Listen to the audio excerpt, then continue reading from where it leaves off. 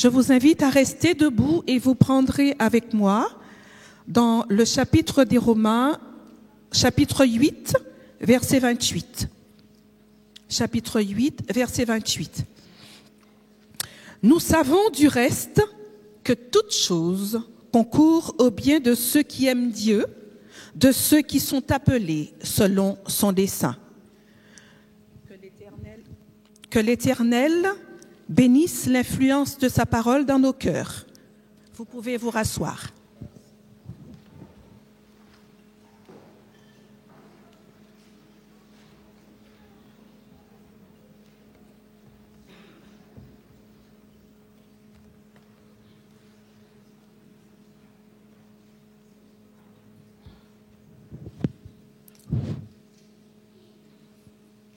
Bonjour frères et sœurs.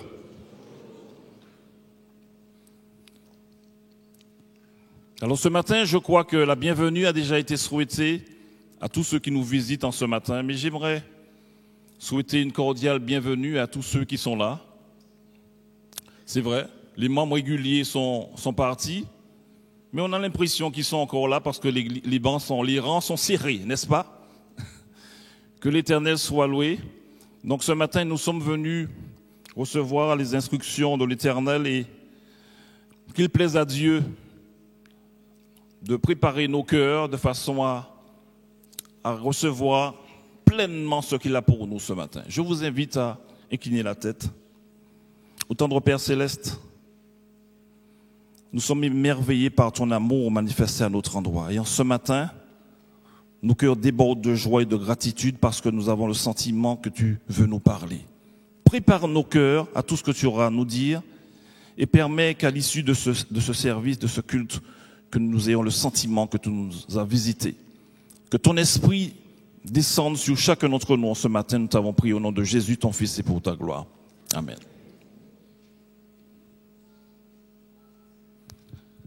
Si je vous interroge chacun individuellement ce matin, je suis quasiment sûr de ne trouver personne qui aime les difficultés. Y a-t-il quelqu'un qui aime les difficultés? Je ne vois aucune main. Personne qui éprouve de la joie, du contentement à avoir des problèmes. Sinon, qu'est-ce que l'on dirait de cette personne? Elle a un problème, elle est masochiste. On peut utiliser des mots et des mots. Vous conviendrez avec moi que nombre de nos ennuis et problèmes surviennent lorsque nous avons dérogé à une règle, à un principe. J'ai vu que le feu est rouge, mais je suis bien trop en retard pour m'arrêter. Mais 50 mètres plus loin, je suis contrôlé par les gendarmes. Et je perds 4 points, alors qu'il ne m'en restait que 6. Et je dois m'acquitter en plus d'une forte amende. Au travail, je profite de mes heures de pause pour me rendre à la pâtisserie qui se trouve à 2 rues, juste à 2 rues. Et j'y achète mes viennoiseries préférées, mes tartelettes sucrées, ma boisson gazeuse. Mais je n'aime pas le sport. Au décours d'un examen, on m'apprend que mon taux de cholestérol est élevé et que je suis diabétique. Nous sommes aussi confrontés à d'autres problèmes que nous n'avons pas cherchés. La perte d'un emploi suite aux problèmes financiers de l'entreprise, une personne atteinte du cancer du poumon alors qu'elle n'a jamais fumé, un enfant grièvement blessé par une balle perdue à l'ouverture de la chasse, un accident de la route alors que l'on est respectueux du code. Je suis courtois avec tous mes collègues et pourtant, il y a l'un d'entre eux qui me cherche des ennuis. Je suis atteint du cancer du sein alors qu'il n'y a aucun antécédent dans ma famille. Et souvent, découragé, épuisé et sans force, il nous arrive de dire quoi, frères et sœurs? Il nous arrive de verbaliser quelque chose. Mais qu'est-ce que j'ai fait au ciel? Qu'est-ce que j'ai fait au bon Dieu? Quelle est la part de responsabilité de Dieu dans les expériences douloureuses que nous vivons?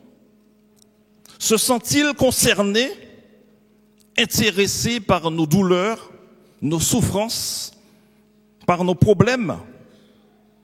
La Bible déclare dans Romains 8, verset 28, ce que Marie-Thérèse nous a lu: toute chose concourt au bien de ceux qui aiment Dieu.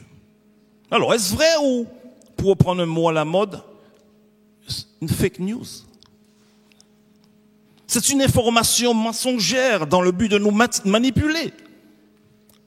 Ce matin, si vous le voulez bien, nous allons prendre quelques minutes pour définir dans quel cadre s'inscrit cette déclaration de Paul aux Romains, en essayant de trouver dans un premier temps quelles peuvent être les origines de nos problèmes. Ensuite, chercher à savoir si Dieu est concerné par les problèmes que nous vivons. Et enfin, s'il est possible d'éprouver de la joie dans ce problème que je vis.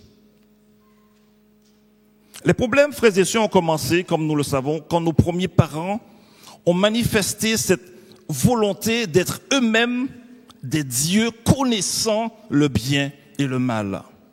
Ce grade que leur avait fait miroiter le serpent dans Genèse 3, verset 5.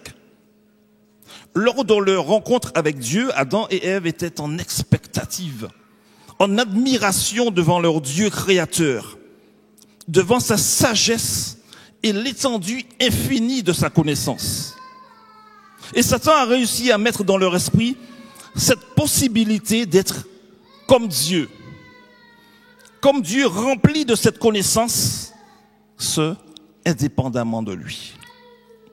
Ainsi, en acceptant de prendre et de manger ce fruit, il faisait tout d'abord de Dieu un menteur, en ce qu'il avait déclaré dans Genèse 2, verset 17, « Car le jour où tu en mangeras, tu mourras. » Et manifestait aussi ce désir d'être des dieux remplis de connaissances et d'intelligence.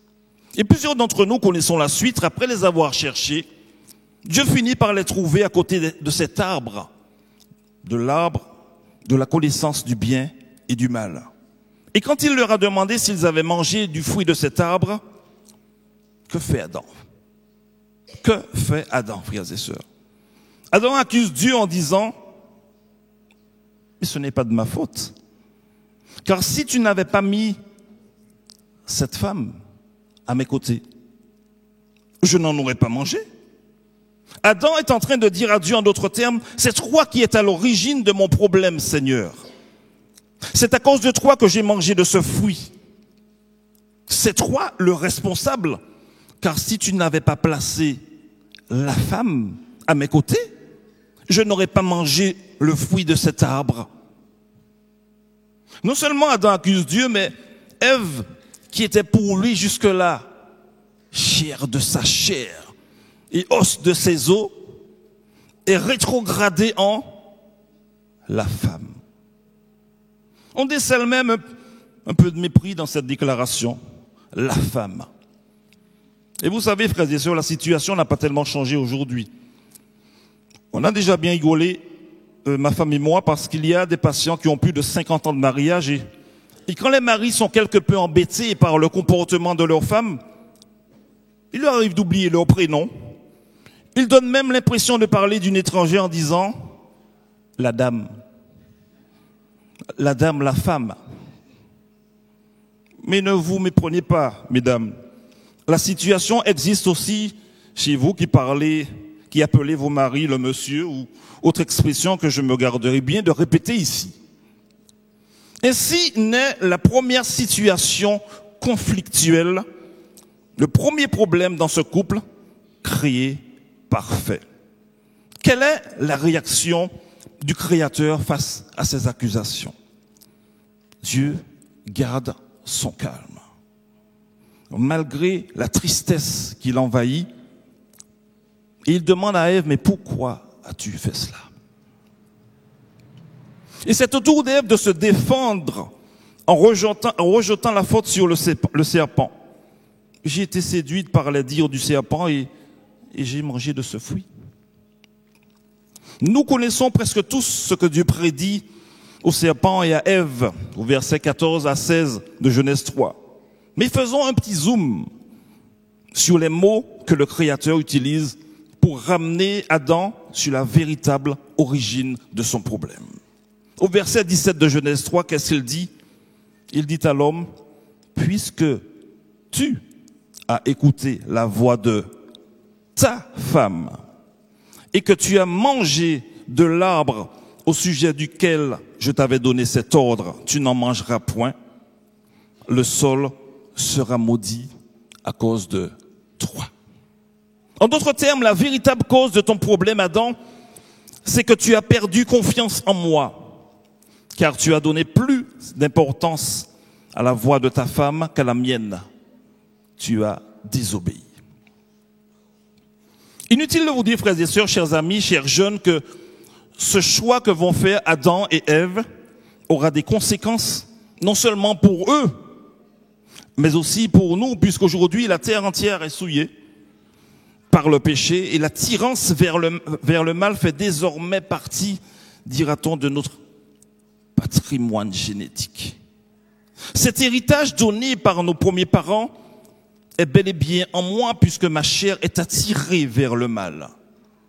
C'est un peu ce que déclare David dans le psaume 51, verset 7, quand il dit « Voici, je suis né dans l'iniquité et ma mère m'a conçu dans le péché. » Ou Paul, dans son épître aux Romains, au chapitre 7, verset 14, qui dit « Je suis charnel, vendu au péché. » Verset 15, « Je ne fais point ce que je veux et je fais ce que je hais. » Versets 19 et 20, « Je ne fais pas le bien que je veux et je fais le mal que je ne veux pas.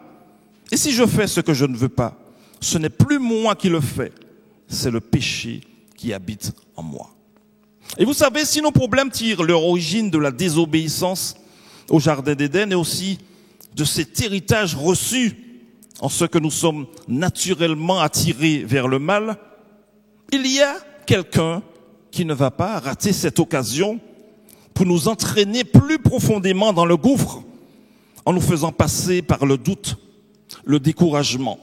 C'est Satan, l'ennemi de nos âmes. Satan est passé maître, il fait un psychologue. S'il est incapable de lire nos pensées, il est capable de décrypter dans notre attitude, dans notre comportement, les différentes failles.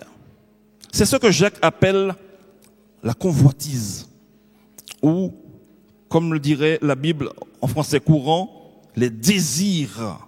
Jacques, dans son livre, au chapitre 1, verset 14, dit ceci, « Mais chacun est tenté quand il est attiré et amorcé par sa propre convoitise. » La Bible en français courant dit, « Tout être humain est tenté quand il se laisse entraîner et prendre au piège par ses propres désirs. » À ce stade, vous conviendrez avec moi que le péché n'existe pas encore, puisque cette convoitise n'a pas conçu, pour reprendre le terme de Jacques au verset 15.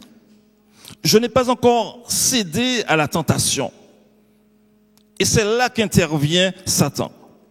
La convoitise ainsi décryptée dans notre attitude, il se charge de nous présenter l'objet, la chose convoitée, désirée, sur un plateau d'argent. Il nous tend des pièges. Puis la convoitise, lorsqu'elle a conçu, enfante le péché. Et le péché étant consommé, produit la mort. Jacques 1, verset 15. Donc en somme, d'où viennent nos problèmes, frères et sœurs? Nos problèmes tirent leur origine de la désobéissance de nos premiers parents au Jardin d'Éden. De ce fait, nous avons hérité non seulement d'une terre marquée de ce péché, mais aussi de cette attirance vers le mal, de sorte que nous avons des convoitises, des désirs que Satan utilise pour nous tendre des pièges et provoquer notre chute. Tous nos problèmes viennent de là, mes amis. Nos maladies, nos expériences douloureuses, nos échecs, nos tribulations. Nous sommes sur cette terre déformée par le péché. Alors dites-moi, est-il légitime et juste de dire que nous vivons une expérience douloureuse? Qu'est-ce que j'ai fait au ciel pour mériter cela? Qu'est-ce que j'ai fait au bon Dieu? Dieu est-il responsable de nos problèmes? Ne sommes-nous pas en train de reproduire l'attitude d'Adam quand il accusait Dieu de l'avoir poussé à manger de ce fruit en plaçant la femme à ses côtés? Vous conviendrez avec moi que Dieu n'est pas à l'origine de nos problèmes. Jacques le confirme dans son livre, au chapitre 1, verset 13, ainsi qu'il suit, que personne, lorsqu'il est tenté, ne dise « c'est Dieu qui me tente ». Car Dieu ne peut être tenté par le mal, et il ne tente lui-même personne. Si Dieu n'est pas responsable de nos problèmes, nos malheurs, nos mauvaises expériences, pensez-vous néanmoins qu'il se sente concerné, intéressé par nos soucis, nos douleurs et nos souffrances? Paul nous révèle dans son épître aux Romains au chapitre 8, verset 28, le degré d'implication de Dieu dans nos problèmes ainsi qu'il suit. Toute chose concourt au bien de ceux qui aiment Dieu. Comment comprendre cette déclaration? Paul déclare ici que toute chose concourt au bien. D'autres versions, telles que la Bible du Semeur, la Bible de Jérusalem et bien d'autres, sont plus précises dans ce qu'elles déclarent que Paul fait concourir toute chose au bien de ceux qu'il aime. Non pas seulement les problèmes qui sont indépendants de notre volonté, donc ceux provoqués par des tiers ou par notre existence même sur cette terre souillée et corrompue, mais aussi ceux créés par notre faute. Tout problème, dans les moindres détails de notre existence, est sous le contrôle de Dieu. Et sa volonté est de transformer tout ce qui nous ennuie en victoire. Sa volonté est de changer nos larmes en joie. David en a fait l'expérience et il le chante au psaume 30, verset 12. « Tu as changé mes lamentations en allégresse. Tu as délié mon sac et tu m'as ceint de joie. » Dieu le déclare dans Jérémie 31, verset 13. « Alors les jeunes filles se réjouiront à la danse. Les jeunes hommes et les vieillards se réjouiront aussi. Je changerai leur deuil en allégresse et je les consolerai. » Et Jésus le confirme dans Jean 16, verset 20. « En vérité, je vous le dis, vous pleurez et vous vous lamentez, et le monde se réjouira. Vous serez dans la tristesse, mais votre tristesse se changera en joie. » Oui, voilà comment Dieu s'implique dans nos problèmes, frères et sœurs. Il veut transformer mes échecs en succès. L'ennemi cherche à me déstabiliser et je tombe, mais je persévère et je lutte. Je résiste au diable. Il couronne mes luttes en victoire, mes attentes en joie. Il trouve une solution à mes problèmes parce que ma destinée est d'être un vainqueur, frères et sœurs. Mon Dieu m'a créé pour gagner. La déclaration de l'Éternel dans le livre d'Ésaïe prend tout son sens au chapitre 43, verset 2. « Si tu traverses les eaux, je serai avec toi. Et les fleuves, ils ne te submergeront point.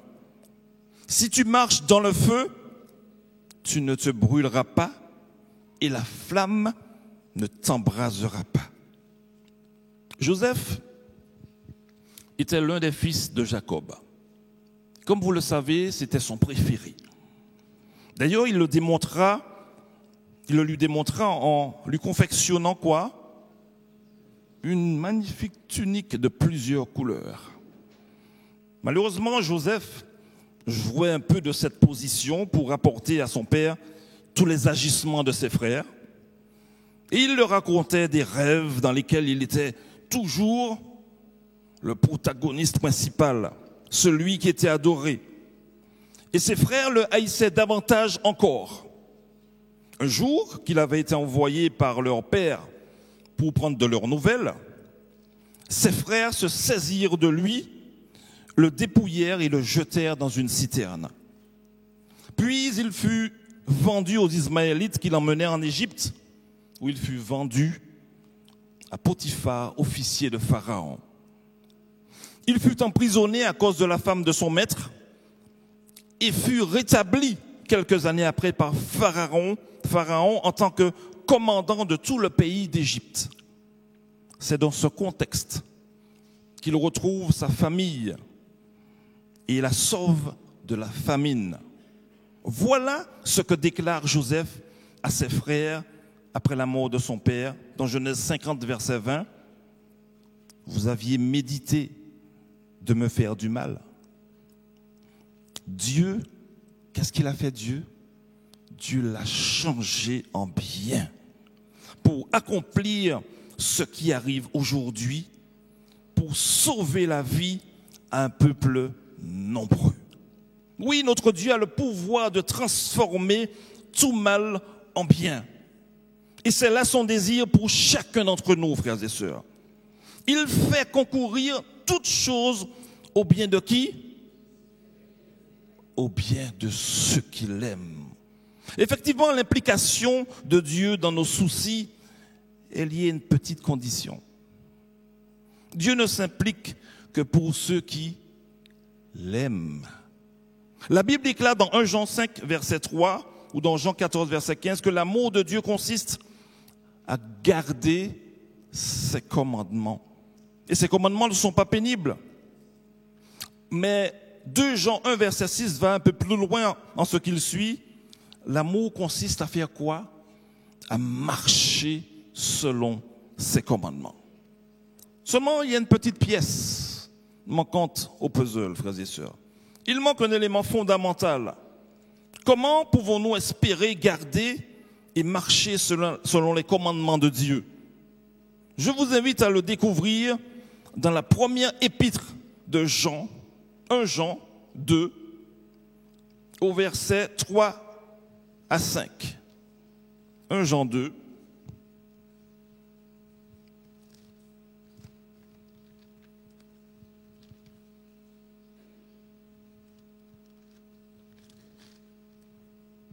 Jean 2, les versets 3 à 5.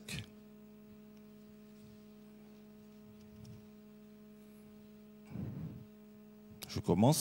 Si nous gardons ces commandements, par là, nous savons que nous l'avons connu.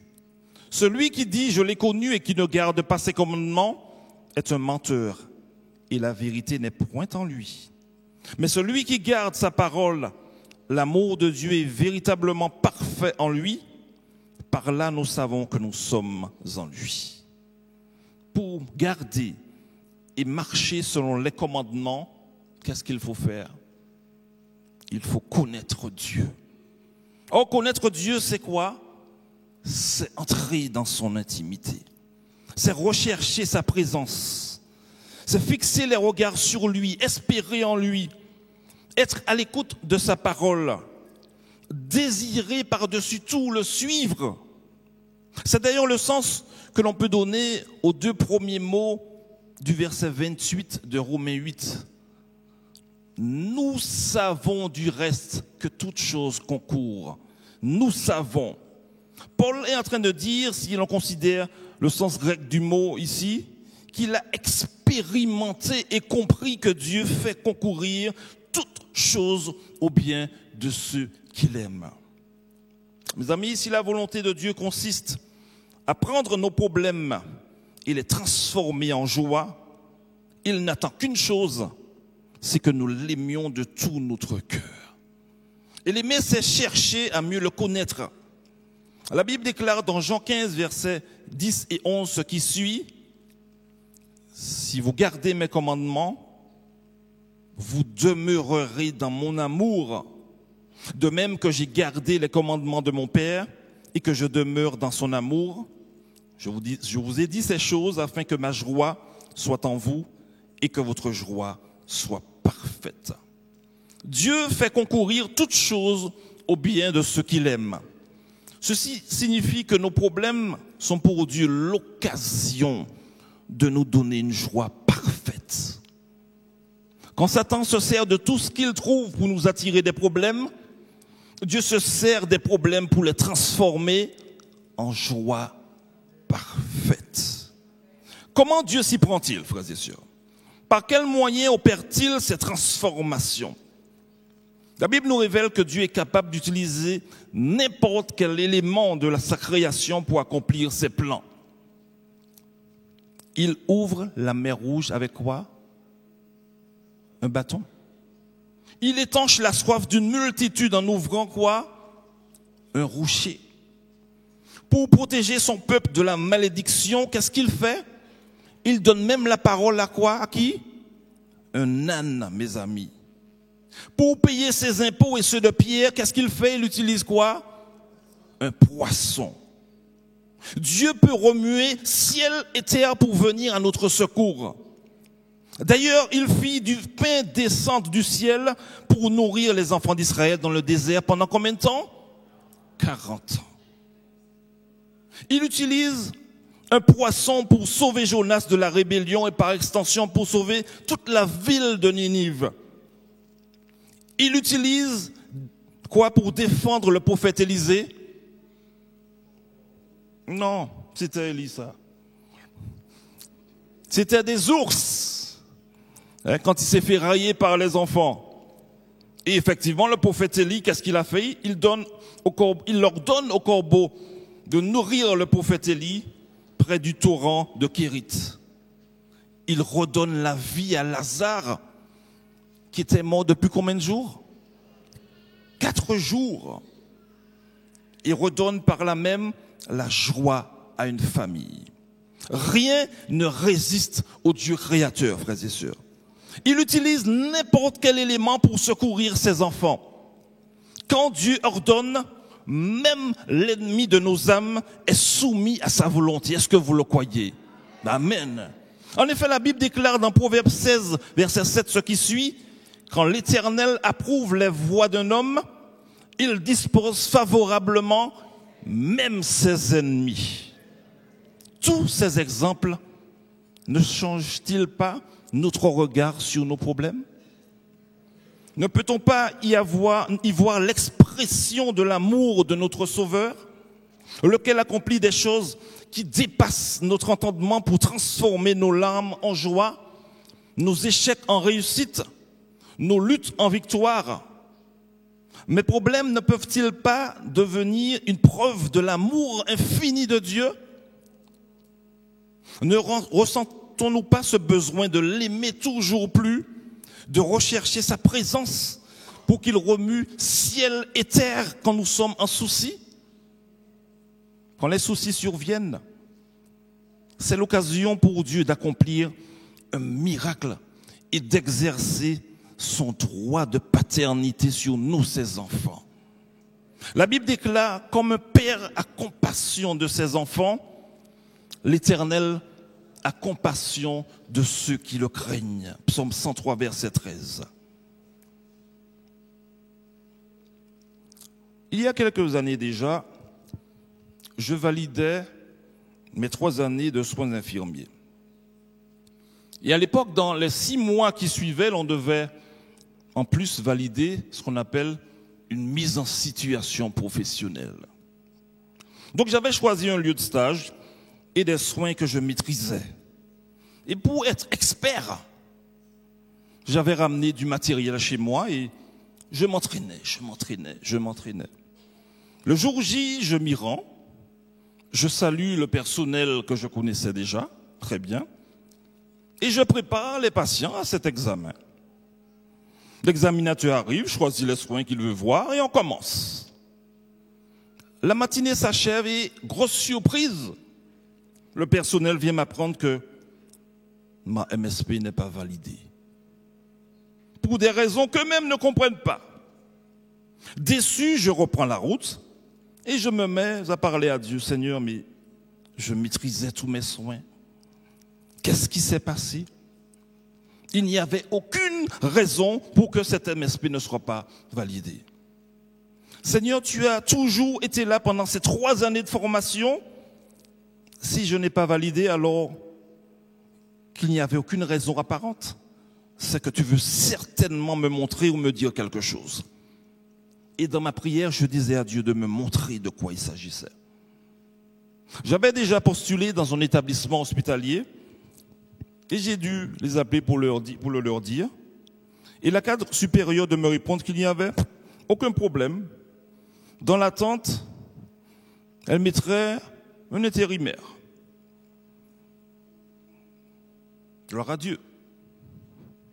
Tout en me préparant à cette nouvelle mise en situation, j'ai commencé à travailler.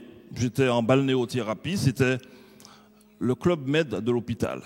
Donc j'étais bien. Et quelques semaines plus tard, Dieu me donne les raisons de mon apparent échec de la bouche d'une de mes collègues. Cette dernière vient me voir affolée en disant « Mais tu ne devineras jamais ce qui s'est passé. L'intérimaire qui te remplace a de gros problèmes. » Je dis « Mais qu'est-ce qui se passe ?» Elle risque de perdre son diplôme parce qu'elle a administré à un patient une dose trop importante d'un produit. Pourtant, elle a suivi à la lettre la prescription médicale, mais le médecin s'était trompé dans ses calculs. Après cette nouvelle, j'étais convaincu de l'amour de Dieu pour moi, frères et sœurs. Et finalement, j'ai vu dans mon apparent échec la preuve d'amour d'un Dieu merveilleux. Oui, c'est ce Dieu d'amour que nous servons. Un Dieu qui n'est pas à l'origine de nos problèmes, mais qui utilise ces problèmes comme tremplin pour nous rendre victorieux, pour que notre joie soit parfaite. La Bible déclare qu'il est bon d'attendre en silence, quoi? Le secours de l'Éternel. Quand les problèmes surviennent, arrêtons de murmurer, de maugréer. Mais attendons dans la prière le moment de la délivrance.